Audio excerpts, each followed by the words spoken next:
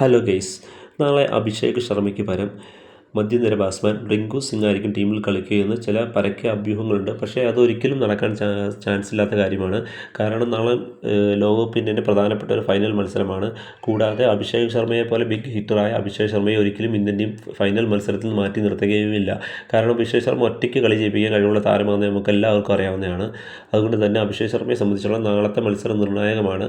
നാളെ അഭിഷേക് ശർമ്മ നല്ല രീതിയിൽ പെർഫോം ചെയ്താൽ പുള്ളി ഇനി വരുന്ന പരമ്പരകളിലും ടീമിൽ കാണും. ഇല്ലെങ്കിൽ അഭിഷേക് ശർമ്മയ്ക്ക് നീണ്ട ഒരു ഗ്യാപ്പ് വരും ടീമിൽ. അതിന് പകരം യശസ്വി ജയ്സ്വാളോ വൈഭവ് സൂര്യവംശിയോ പോലുള്ള ലെഫ്റ്റ് ഹാൻഡർമാർ ടീമിലേക്ക് വരാനും ചാൻസ് ഉണ്ട്.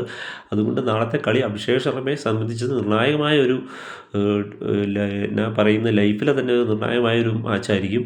അതുപോലെ ഇന്ത്യയെ സംബന്ധിച്ചും ഇന്ത്യ എന്തായാലും അഭിഷേക് ശർമ്മയെ ഇപ്പോൾ ഇതുവരെ ടീമിൽ നിന്ന് പുറത്താക്കുന്ന ഒരു ന്യൂസും പറഞ്ഞിട്ടില്ല. എന്തായാലും അഭിഷേക് ശർമ്മ അടുത്ത കളി നല്ല പെർഫോമൻസ് കാഴ്ചവെക്കിട്ട് അഭിഷേക് ശർമ്മയെ സംബന്ധിച്ച് നല്ലൊരു കളി കളിച്ചാൽ ഇന്ത്യൻ ടീമിൽ സ്ഥിരമായി നിൽക്കാവുന്ന ഒരു താരമാണ്. നാളത്തെ കളിയിലായിരിക്കാം മിക്കവാറും അഭിഷേക് ശർമ്മ നല്ല കിടിലൻ ഫോമിലേക്ക് വരുന്നത്. നമുക്ക് കാത്തിരുന്ന് കാണാം. അതുവരെ ബൈ.